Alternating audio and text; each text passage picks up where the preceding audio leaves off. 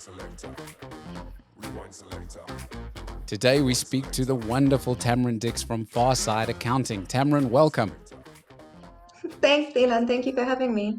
Tell us about Pharsyde and how you got going. We know that you've got a very interesting history that we've spoken to you about a bit before.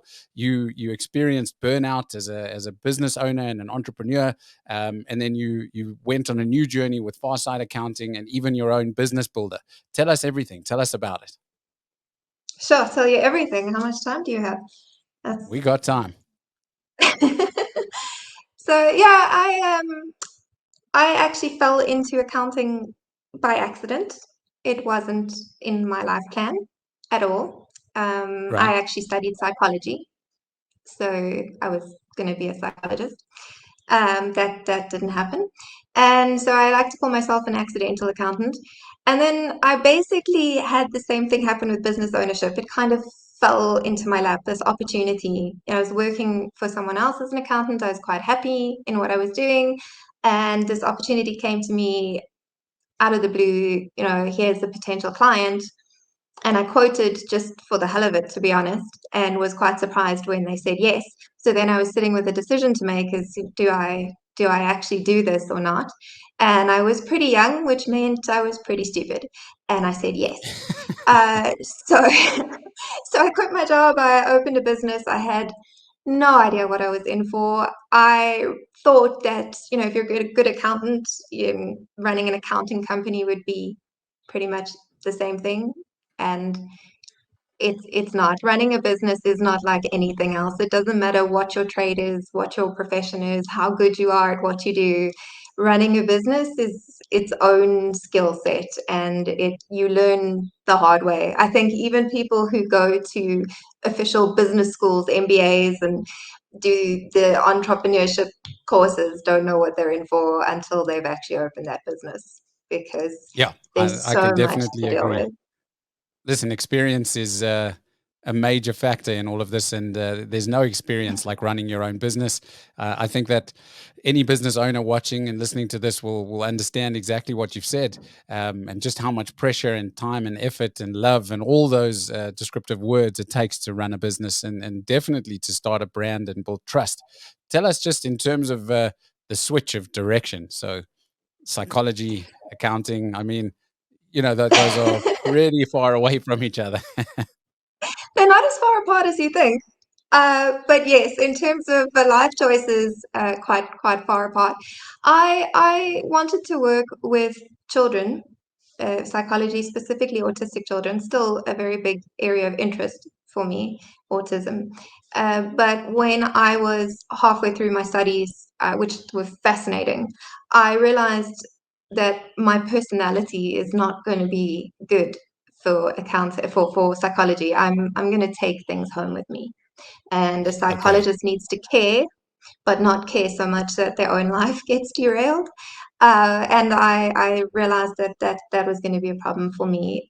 So I stepped back, and I was actually completely lost, because I'd spent 10 years of my life. I'm someone who tends to look ahead, and plan and decide on something, and then throw everything behind that one thing. So I'd spent 10 years of my entire teenagehood working towards that goal, only to discover that that's not going to happen. So it did put me in a bit of a tailspin, and I just dropped out of varsity completely, actually, much to my father's horror, and just started doing odd jobs because I didn't know what else to do. And a friend of mine who had actually taken bookkeeping in school — I did not even do bookkeeping in school — a friend of mine had agreed to fill in for a temp job. And by some twist of fate, she was stuck in Botswana, Africa being what it is. She'd gone there on holiday and couldn't come back. So she'd phoned me in a panic and said, would I take that temp job that she'd agreed to, because otherwise she's reneging on this arrangement she's made. And I said, look, I don't mind taking the job, but you do realize I have no idea what I'm doing. Like, no idea at all. I haven't even opened a bookkeeping textbook. She's like, no, it's easy. So I was like, fine, it's 2 weeks. And yeah, it was 2 weeks that changed my life. I thought this not just easy, this is actually interesting. And I never thought I would be interested by something like accounting. When that friend that did bookkeeping, she told me she wanted to be an accountant. Well, she said chartered accountant, and I said, "What is that?" And she explained, and my response was, "That is the most boring thing I've ever heard of." So when I did 2 weeks of bookkeeping and enjoyed it, it really did blow my mind, I suppose. I really wasn't expecting that. And then I Okay. started working in the field and studying, and I now own an accounting company. So Wow. And just so that we understand, you survived your 2 weeks as a temp with no idea what to do with bookkeeping. yes, I survived. I had a very quick crash course from one of the ladies in the office. She was like, "You put this here, you do this, you do that, you do this." And I just did exactly what she told me, and I actually got a really good review letter from that as well, reference letter. So Okay. All right. So if anybody wants to crash course in bookkeeping, no problem. Take it on in a second. Um, so so it really fell into your lap, the path that you're on now. So you went psychology to stopping your educational career, changing all of that path, and then literally falling into this, or this falling into your lap rather. And today we find you with Pharsyde Accounting, and you've also created. Correct me if I'm wrong. It's your business builder that yes, you've yeah. created an entire platform where you actually now you're helping other people along their entrepreneurial journeys. Yes, look, it's a whole story in itself, but because the business came along without me planning for it, meant I I did the worst possible thing for business ownership, which is to just leap into it and just wing it. Um, Right.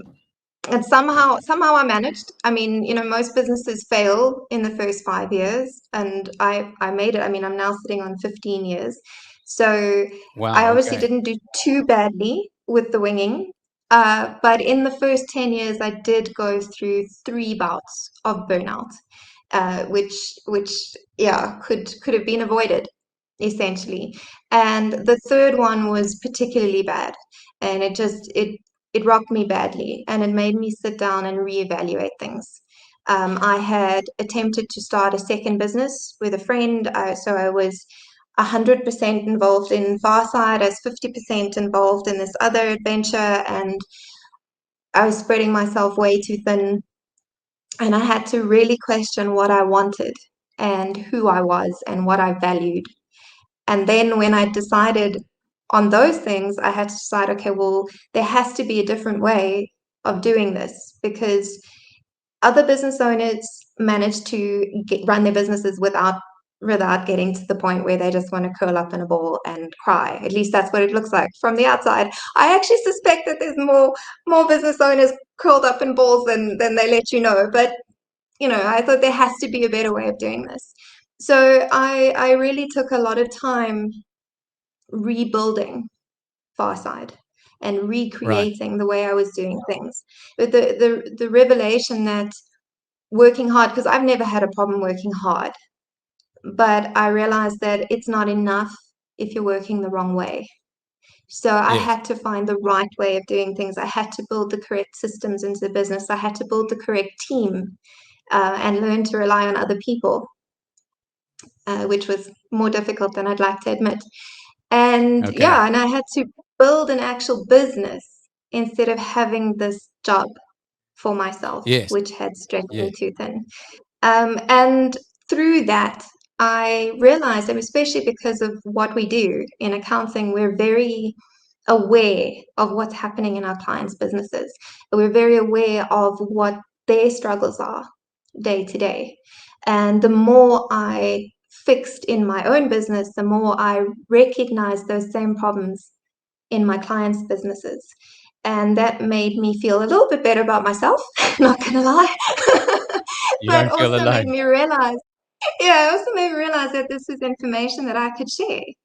I could help Sure. other people to rework what they were doing, and also to build these businesses to create what they actually dreamed of in the first place, because you don't open a business because you're dreaming of working 14-hour days. You've got some plan, some hope, some goal that you want to achieve. And if you set it up correctly, you can actually achieve your goal. So I began to add sort of advisory and coaching to what we were doing. And then over time realized that I can only help so many people one-on-one. Right. It's expensive. It took me 15 years to build this information, to build this knowledge. So if we're working one-on-one, it's expensive, and it's time consuming. So I can only help a limited number of people. And then I thought, well, there's got to be a better way of doing that as well. And Sure. that's how I ended up with the Business Builder, with the training platform, where we do group training every week. And then I think what makes us different from most training platforms is I have an emphasis on implementation. So you come for training 3 weeks of the month, and the fourth week of the month, we have our implementation forum. And the idea is that you actually have tried to implement the training you received in the last 3 weeks, and now you come tell us what went wrong. So if it's Okay. marketing month and we gave you tips on how to get leads and you used the tips and you got no leads, come tell us why. Come ask us what went wrong. And yeah, that's where we are now with the builder, and it's going fairly well. It's still quite small, but I'm quite excited by the potential that it has. I love it. I think what you're doing is fantastic, and I think that creating a wealth of knowledge and then a platform to give something back is it's a brilliant thing, and it will help a lot of people. Why should everybody have to? Hopefully, not everybody should have to go through the same things that you went through in building your knowledge.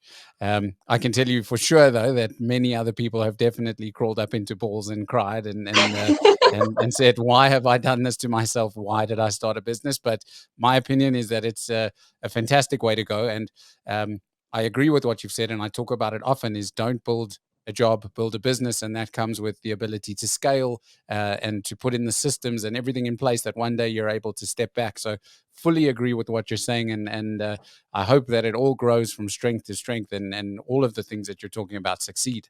Tell us just in terms of Pharsyde, besides for what you're doing in the advisory side and the help and the business builder, is Pharsyde as an accounting business a fully versed accounting business? Do you offer all the services and all the sort of verticals? Yes, yeah, we offer everything. I actually just recently changed the name to Farside Solutions, Okay, because what we're aiming for is if you've got a problem, we'll solve it, I love that. essentially.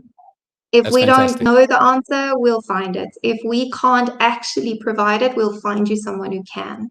But our aim is to be an entire business development platform. So if you come to us, we're going to collaborate. We're going to be part of your team.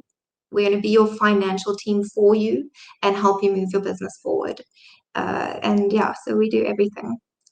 Brilliant, brilliant. It's a very refreshing perspective and thing to hear. Speaking of perspective, what do you think about the future of the accounting world and where it's sitting and where it's going? Do you think that with the introduction of the cloud technology and all the advances in the space, and we've had other guests before tell us about, the debits and credits may become automated things that we don't worry about anymore, but the future sits in other spaces. What do you think? Is this where you're saying that the Farside Solutions comes in? Yes, absolutely. I look, there's always going to be, well, I say always, but actually, I mean, robotics are getting so clever. AI is actually terrifyingly clever these days. So I'm Nice. not going to say always. I'm going to be made to eat my words. But at this point in time, there is still room for human intervention in your bookkeeping and your compliance. It helps to have human eyes with experience running over your figures and making sure that they are actually correct. In the future, I'm not so sure. I think the robots will do it brilliantly for us. But where I think accountants can thrive is not in compliance, but in advisory, is in helping you use the data that you have. Because I actually think very few business owners realize how much data they have and how much power that data has in their Yeah, financials. As someone who's in the tech industry, you're very aware of data. And for with sure. Nagging Panda in particular, I mean, there's a large quantity of data that you can pull, but your expertise or your ability to make that powerful is in how the data is used. Because to have Yes, the data is one thing, but for example, if you're going to pull information across your clients right now, if you want collection statistics, I bet you can pull just about anything. You can pull industry, you can pull geographical location, potentially even gender. I don't know if you are, if you have gender on your data lists, but there are so many things that you could pull. But if you're going to now look at percentages of successful collections across the board, and you include all of your clients, your results are not as accurate as if you only use your active clients. sure. So, and that's something that as a human being, you know what to pull and what to look at and how to pull those reports. And I think that's where the power of an accountant will be, even now, but definitely in the future, is going, okay, you have this vast quantity of information, you have this data from so many different sources now that we're in the cloud. But what do you use? What do you track? How do you track it? And how do you actually make it useful to grow and scale your business? And I Yes. think accountants don't realize the power they have. I like to think of, in fact, I wrote copy for our website recently, and I was like, we're like number wizards. We actually do magic with that data. We can take you from failing to successful. We can help you change your profits and change the direction of your business. We can help you pivot. We can do all sorts of things just using financial data, which I think is Well, amazing. that's yeah. It's definitely the one of the more refreshing vantage points that I've heard and seen someone spoke and spoken to someone about. Um, and I think that for whoever works with you, I'm sure that they definitely reap the benefits and are growing their businesses successfully. I would imagine with somebody like you to call on and ask for advice and guidance along the way and in interpreting the numbers and the data. Um, we want to. I'd actually like to ask you one more question, just because it's right in your world. This for the average business owner, the small to medium, do you think that the the usage of all the data and all of the stuff actually impacts their day-to-day thinking, or do you think that it's just a little bit overwhelming? Because data, like you've said, it's how you use it. But for a small business owner, maybe somebody who's completely removed from data collection or outside of the technology business, do you think that it's something that they actually take on, or is it just an added, something they page over? I think it's 100% something they page over. I think it's way too overwhelming for your average business owner to consider everything that is thrown at them these days, especially if you've moved online. And if you're using any form of cloud solution at the moment, the amount of data available to you is extremely overwhelming. So yes, I think for most small business owners are ignoring it, especially when it Okay, comes to accounting. I know their focus is compliance. They want to be legal. That's all they want. They want to make sure their taxes are correct. And it's something I understand. I really understand that you've got so much on your plate as a business owner. You're dealing with so sure. many things that to try and learn something else right now or try and make sense of something that you're not used to is just too much.